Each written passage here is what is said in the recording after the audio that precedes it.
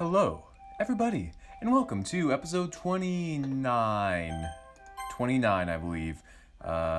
Yes, 29 of Doki Doki, Blue Skies. And now, we continue our journey. This is a lot of episodes, like, oh my goodness. This is probably the longest running series on the Markapi-Sue network, which has been existing since, 1974. So that's kind of impressive, I think. Anyway, no recap. We're just going to get right into it, because if you need a recap after everything we've been through, then you just need to go back and think about what you've done. Okay, here we go. My thoughts turn towards Yuri again as I leave the classroom. Hopefully, it's not too much for her if I continue talking to her about everything. It should be a release for her, right? Or at least, I hope so. Markapi. Yuri's waiting for me at our usual spot. Hey, wanna get going? Of course. We walk in silence for a bit. It's like Yuri's secret is weighing down heavily on us. Or on me at least. I don't know if the events of the weekend are on her mind as well. Maybe I'm just the one who's making things weird. Snap out of it, Markapi. Let's just lighten the mood a bit. You looking forward to the literature club? As much as I would any other day, I suppose. Why? Is there something special happening today? No, it's just that it feels so normal to be going to the club. Like, after what happened on the weekend. We can't say that word. We're gonna get taken down by Bill Gates. Gosh darn it, Markapi. You just can't help but returning to this topic, huh? Well, it felt like things would change, but here we are, doing the same thing as usual. Not that doing the same thing is bad, though. Sorry for constantly talking about this stuff. No, it's fine. It's only natural that you'd want to know more about everything. However, not all change is necessarily bad. For instance, it's been freeing to be able to share these feelings with someone. Yuri brushes her hand against mine, causing me to grab hold of it.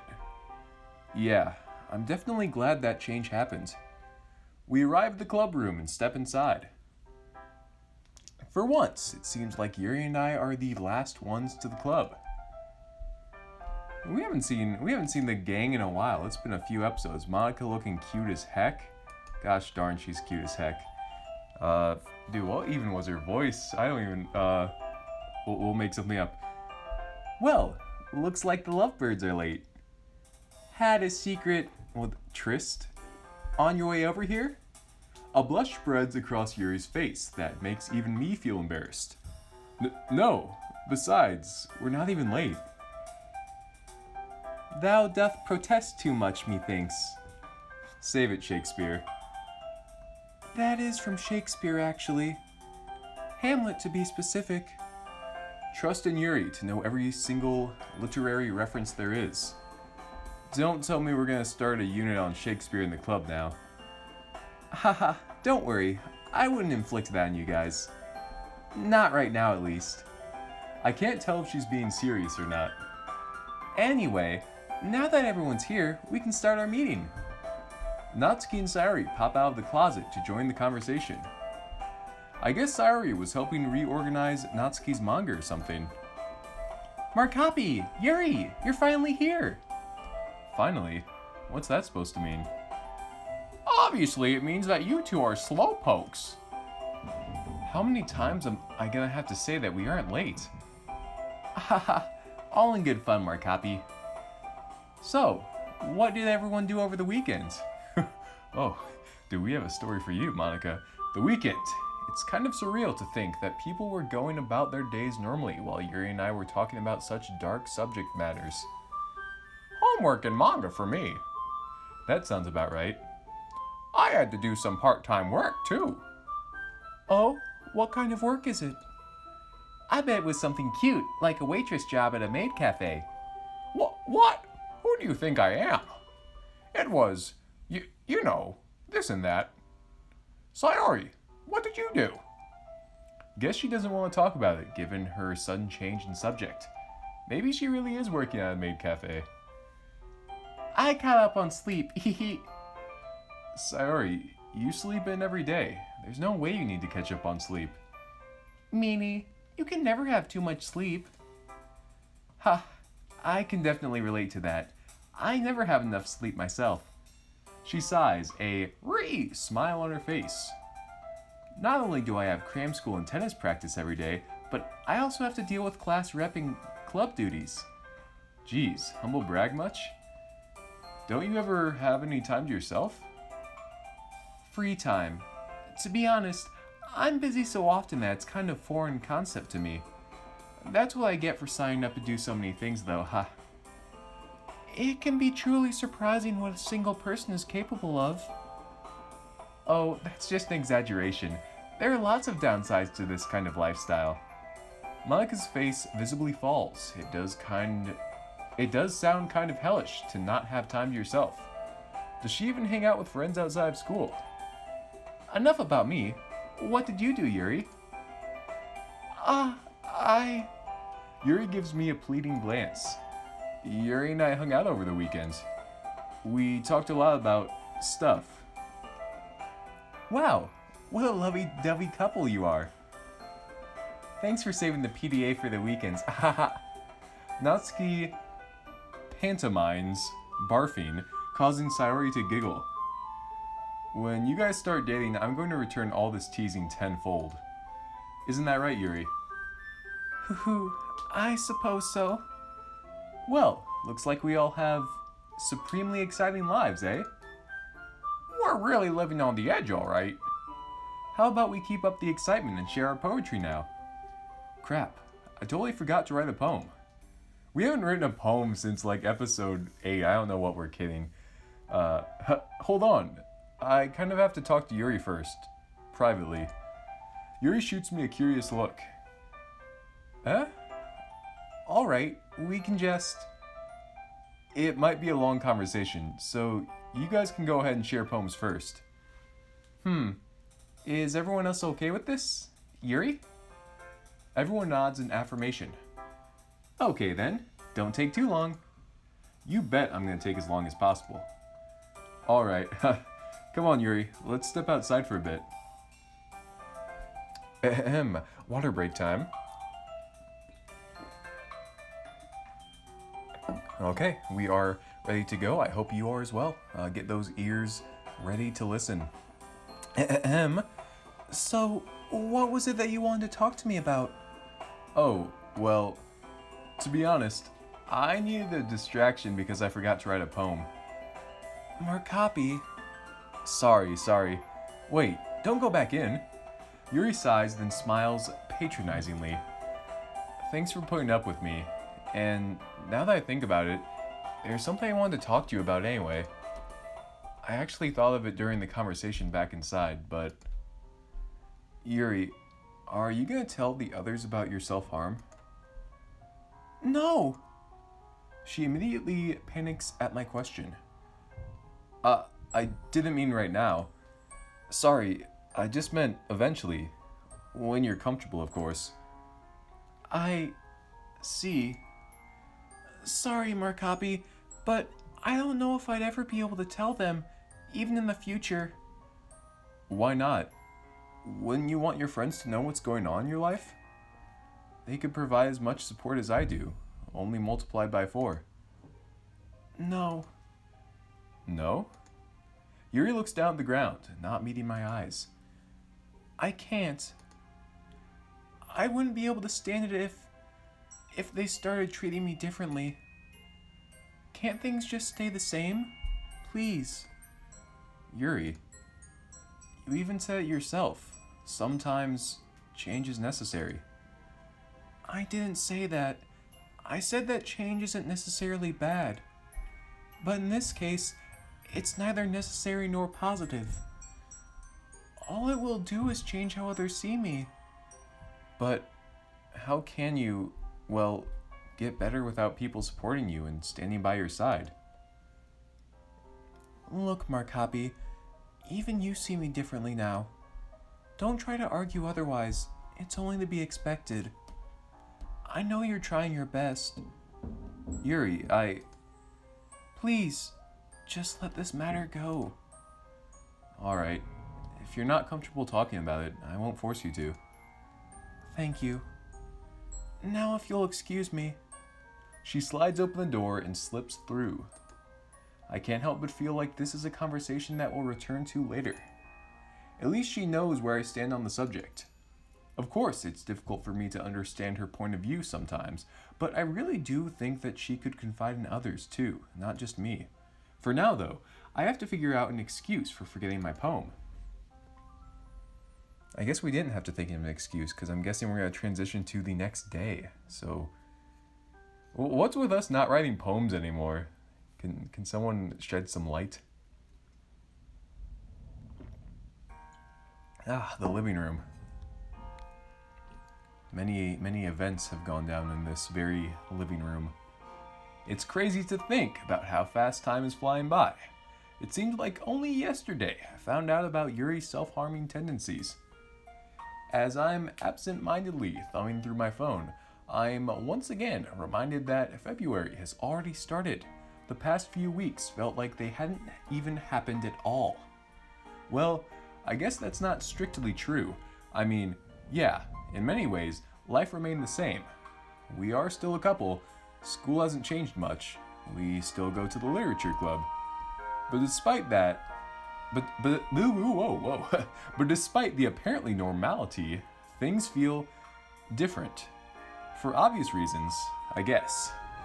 Yuri's also started becoming a little more, I don't know what the word is, obsessive maybe? Nothing too crazy, but she's been texting me a lot more than usual, and I've noticed that she replies instantly. Dude, I want that. I want that so much. Why are we complaining? Kinda like she's been glued to her phone. Maybe she's still worried that I'm judging her. After all, she did reveal a very intimate part of herself to me. A pang of anxiety shoots through me. I don't think I'll ever get that scene out of my head. When I first saw her, razor in hand, blood on the floor, even after a few weeks, the image is still burned into my mind. The other girls are still oblivious, and Yuri's stance on whether or not she should tell them hasn't changed at all. I sigh and wearily rub my hands through my hair. What am I meant to do? Perhaps I should... One day, my phone will stop interrupting me when I'm deep in thought. Oh, it's our mom. I don't remember her looking this attractive, but mom can get it. That's all I gotta say. She's not a real mom. We're adopted in this game. I promise. Hey, mom. What voice did we give her anyway? It should be like a deep, yet like a... I don't know how to explain it. Let me try this. Hi. No, that wasn't right. Well, we're just gonna go generic. Hi, Mark Hoppy. It's been so long. It really has, hasn't it? When's the last time we talked? My goodness, I think it was before Halloween. That means it's been around 3 months. Jeez. Anyway, what's new? Ooh, actually, what about Yuri? Are you guys together yet? Well, I can practically hear the anticipation through the phone screen. Yeah, we are. I had a feeling you'd tell me that. Look at you, my little prince, all grown up. Mom, really? Little prince? Sorry. It's just that, from a mother's perspective, well, your son's first girlfriend is big news. I can't wait to meet her. You'll only get to meet her if you promise not to embarrass me when she's over. I can't make any promises. I roll my eyes. I can practically see the smug smirk on her face, even though we're hundreds of miles apart. Anyway. Oh yeah, December exam results. Ooh, yes. I hope you've studied hard and got the good grades you need, young man. Don't worry. I did just fine. Sakurai gave me my results last week, and he was pretty impressed. To be honest, I was pretty surprised myself. Overall, I did well, but I really aced Japanese, history, and English. That's excellent to hear, sweetheart. Well done. A small laugh filters through the phone's speakers. Huh? What's so funny? I just remember you saying that Yuri's a huge fan of literature, and she's constantly reading books, right? Yeah. Well, assuming you guys discuss these books, well, then it's clear that she's rubbing off on you. It seems like she's really helped you appreciate literature, making you more analytical and thoughtful yourself. Clearly, it's showing in your grades. Really? I never even thought about that. Does it happen in every relationship? Hard to say, really. It's definitely common, though. You spend so much time with your partner that you subconsciously start copying their mannerisms and tendencies. And that may be useful, especially now. Huh? Why? Tut tut. Toot toot. Tut. Is that tut tut? It's Valentine's Day coming up soon, Markapi. If her personality is rubbing off on you, you might find it easier to think of something special for her. Ah, I totally forgotten about Valentine's. On the year that you get a girlfriend, you don't forget such a romantic day. When you put it like that, it does seem a little illogical, huh? Well, it's not for a week, so I've still got some time. Don't dawdle, sweetheart. You'd be amazed at how quickly that week will zip by. Okay. I get it. I'll think of something. Anyway, what have you been up to? Given that it's been a while since you called, I imagine work must be really busy. There's a sigh on the other end. Yes, you're right. Clients have been so demanding over the past few weeks. New project, new technologies, new strategies. I'll be so glad when this business quarter is over. New technologies and strategies? What do you mean? Well, I won't bore you with all of the finer details. Basically, our company has rolled out this new app. We're supposed to use it when we're talking to our clients, and it's meant to boost communication efficiency. The only problem is, it's not exactly intuitive. Rather the opposite. There's not been much company training on how to use it. So we've basically had to do our own research on how it works. It's tedious, but better than not knowing what to do, I suppose. Anyway, unfortunately, I have to go, sweetheart. It was lovely to catch up with you again, and I promise it won't be so long until we talk next, okay? It's fine, Mom. You've been really busy, so don't worry about it. Well, I'll see what I can do. Huh? About what? Oh, nothing. Forget I said anything. Bye, Markapi. New studies available on Prolific. Alright, new studies on Prolific. I love you. Love you too, Mom. Click. As I put my phone back into my pocket, my mother's words continue to swirl around my head. We've had to do our own research on how it works. Maybe. Of course, the answer was right there. Why didn't I research self-harm on the internet before? Man, I can really be dumb sometimes. Just as I get up to make my way to my computer, my phone rings. Speak of the devil. Oh my goodness, we're getting phone call after phone call here. Ahem. And Yuri says, Ahem. Hi, Markapi. Hey, Yuri. I tried calling you just now. You weren't around? Huh? Oh, nah. I was just talking to my mom, so that's probably why I didn't see your call. Your mother? It's been a while since we've spoken, so it was really nice to catch up with her again. I can imagine. How is she? Stressed, but she's doing fine. She was happy to hear about my exam results.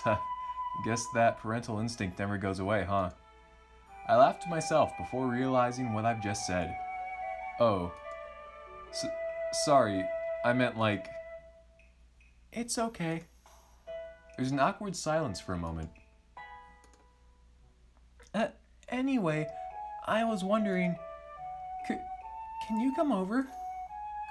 I've been... missing you. Dude, we need it. I need this. Oh my gosh, I need it. I frowned slightly. It's a Sunday, Yuri. The last time you saw me was Friday in school. It's only been 2 days. Is everything alright? Yes, I'm fine. I just really want to see you right now. Ah, okay. Yeah, I'll be right over. I need it. I need it so bad. Huh. So it's my first time going to Yuri's house, huh? Strange to think that this is the first time it's happening, even though we've known each other for months. Whoa. That advanced very quickly.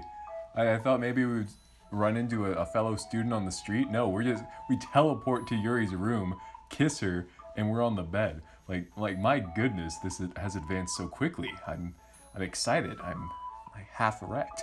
After exchanging a kiss, I take a seat on the bed, right next to Yuri. She's blushing slightly. You know, your bedroom looks exactly how I imagined it would. What do you mean? It just looks really elegant and tidy. Much like you.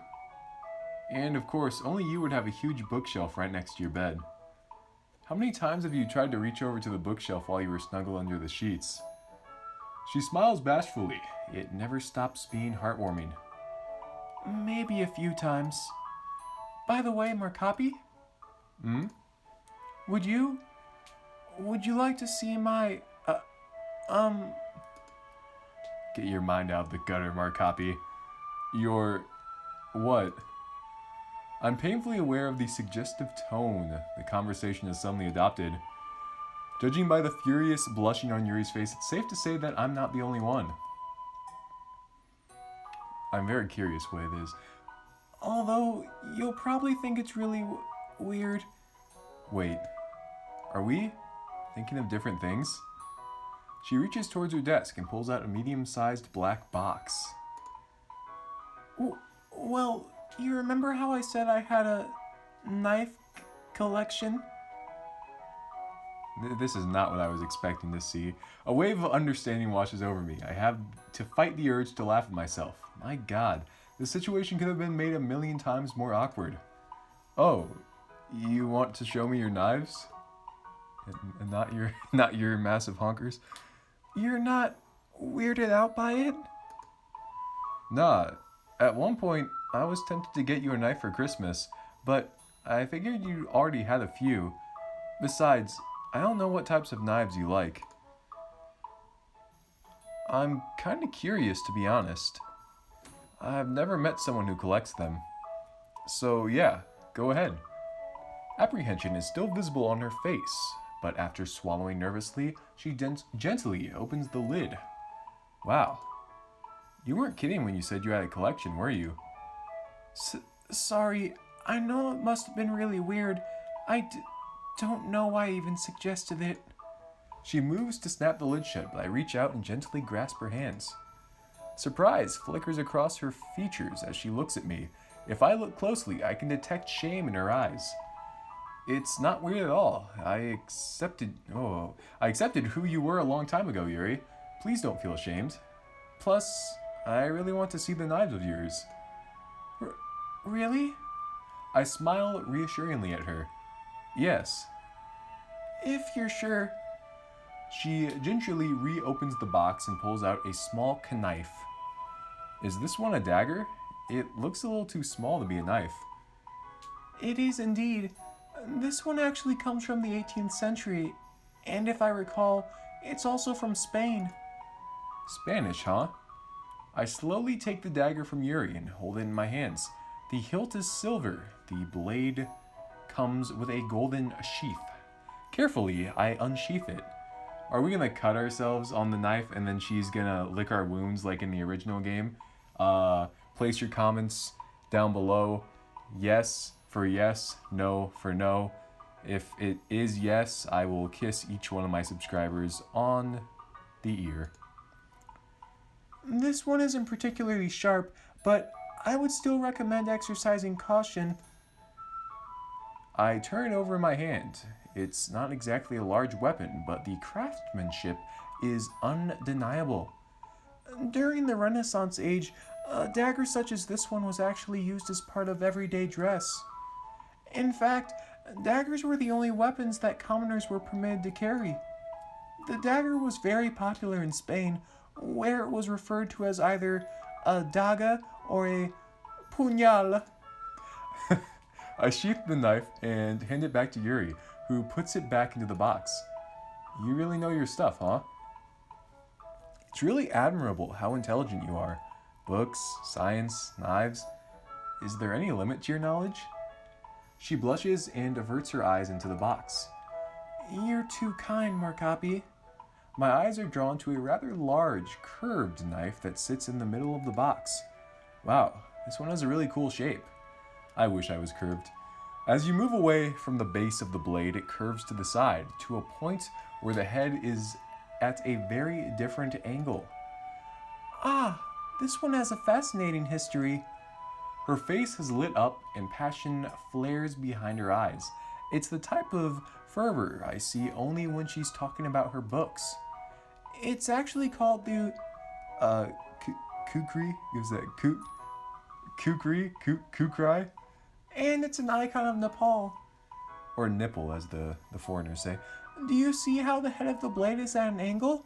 This gives the Kukri immense chopping power. You see, it isn't a knife designed to stab or slice, although you can of course still do that. The head and weight of the blade means that it's very effective at cutting through flesh. Oh my. In fact, it's even able to cleanly chop limbs off. I think I know a few fictional serial killers who'd love to use a weapon like this one. But what's with the little notch above the handle? Essentially, it's to stop blood from dripping into the user's hand. That would make the handle slippery and impractical. Man, I had no idea that so much thought went into the design of these things. To me, knives are simply cutting tools with a straight edge. Guess it goes to show how much I know. I don't blame you for thinking that. An interest in knives is hardly the norm, so it's a given that you wouldn't give them that much thought. She holds the kukri up and slowly turns it around in her hands. From her expression, it's clear that she's admiring that blade.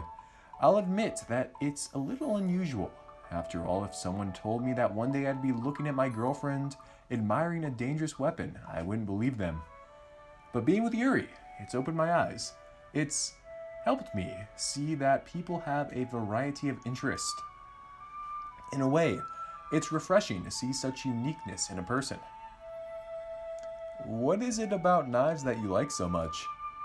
I remember you talked about it a long time ago, but I can't remember what it is that you said. There are many reasons, some of which make more sense than others, I suppose.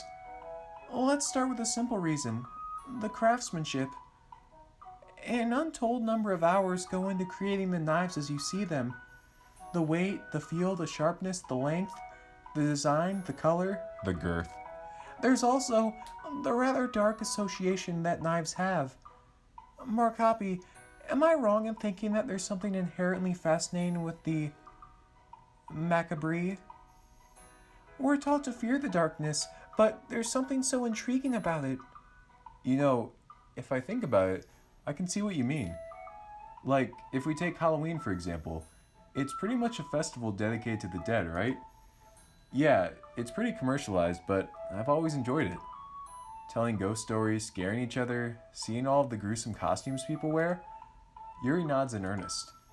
Fear is such an enigma. Different people fear different things. Some people love horror movies, yet others balk at the very thought.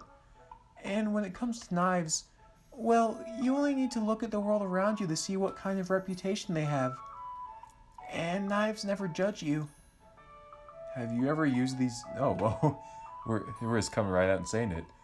Have you ever used these knives to cut yourself? I immediately berate myself for asking such a question like that. It sounded way less insensitive in my head. I'm surprised you even had to ask that. You have so many, and a lot of these knives look... well, they're really big, and they look really sharp. Yuri stays silent. I'm just worried about you, that's all. More silence. It's growing more uncomfortable by the second. I know you are, Markapi. And it means a lot to me that you care. I was so afraid that you'd break up with me once you saw my scars. Break up with you? No, of course not. If anything, it made me want to be with you more. Why? Well, I want to see you get better. And I actually wanted to do some research on self-harm with you and look at some therapy options, but that won't be necessary. Whoa. Things have gotten serious. The finality in Yuri's voice stops me dead. I've only heard such assertion in her voice maybe once. Why not? Because I don't want to go to therapy. I think this is a pretty good stopping point. You know, we took a dramatic shift and then we leave it right here. Just leave you foaming at the mouth, wondering what the heck is going to come out of their mouths next. This is a perfect place to stop. Do me 4 favors, like, comment, subscribe, and as always, help me find a girlfriend, and bye-bye.